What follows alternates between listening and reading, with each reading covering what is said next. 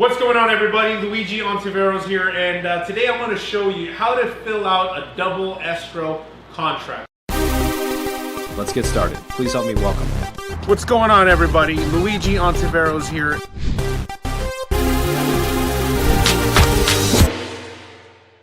So let's start by kind of going into what is a double escrow. Well, a double escrow is when you have a contract with the homeowner and you have a contract with the buyer that you're selling the property to, and you're making a profit, and you want to close a deal, but you don't want the buyer to see how much you're making. That's when you would use a double escrow contract. Two escrows, two entities, they're closing concurrently with the buyer's money, none of your own money, but there's two separate escrows. So the downside of a double escrow is that you have to pay an extra escrow fee. So it's going to cost you a little more money to do that opposed to an assignment of contract. When to use a double escrow is when you're making more than $10,000, okay? $10,000, a lot of buyers are okay with you making that kind of money. They're not really going to balk at that, but if you're making $20,000, $30,000, $50,000, anytime you're making more than $10,000, pay the extra escrow fee. It's only $300 to $500.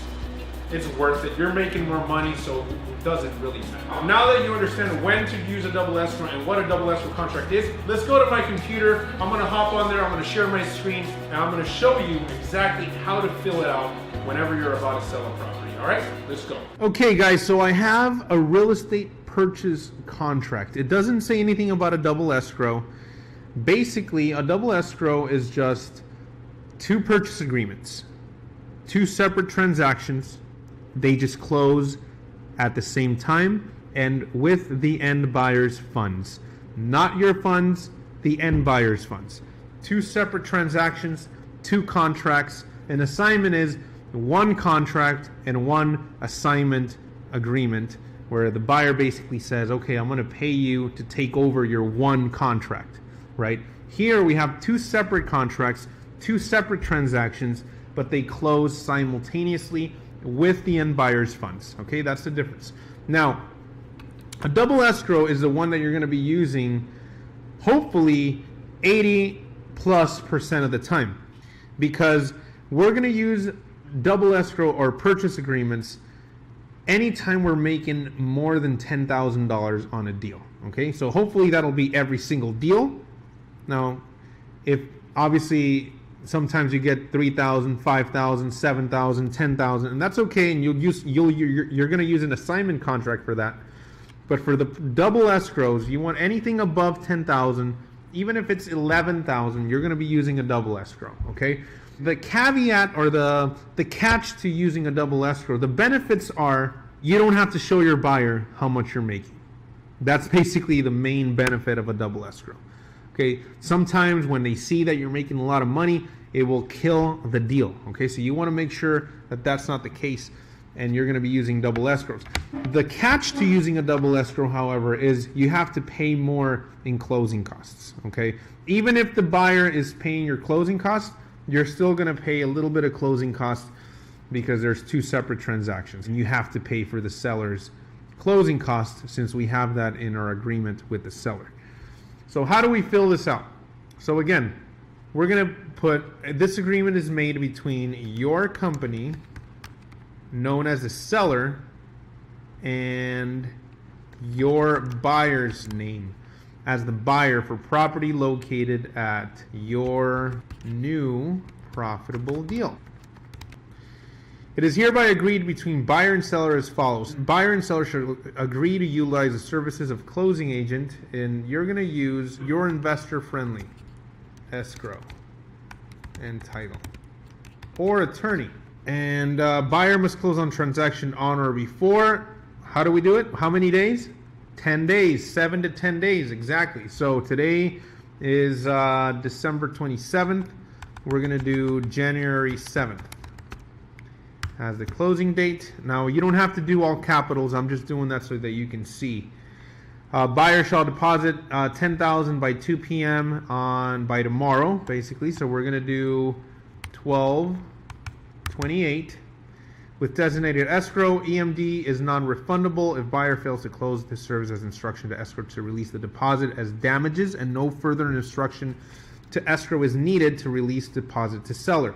So in other words, this just basically says if the buyer starts acting funny and they start not performing, you get to keep those $10,000 without any further instructions or delays. Purchase price of the property, you want to put whatever it is that you're selling it for. So we're selling it for $155 if we keep using the example that we did in the last video. Buyer will cover seller's customary closing costs. That's given on any of our agreements.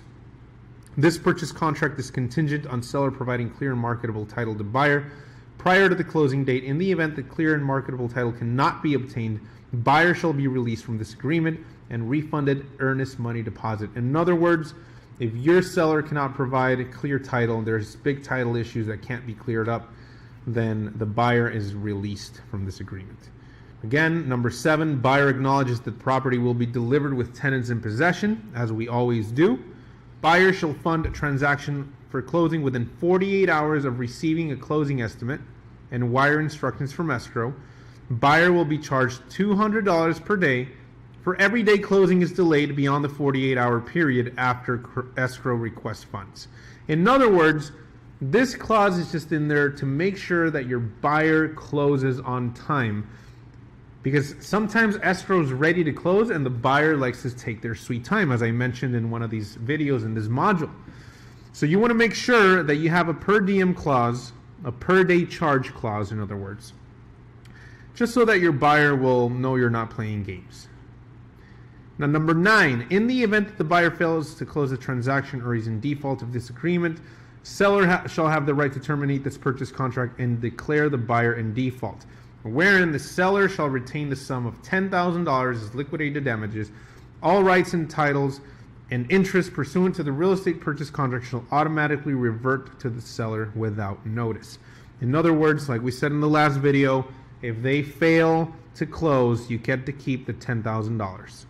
Or whatever the EMD or the earnest money deposit is. Again, number 10, this contract is contingent on seller providing clear and marketable title to buyer prior to the closing date. In other words, your seller must provide clear title in order for this to work.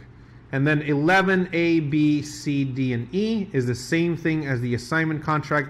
You're basically washing your hands, telling your buyers that you're not guaranteeing everything, that everything is their responsibility to do their due diligence in order to buy the property, and that you have no liabilities or anything of any guarantees. You're not making any guarantees whatsoever.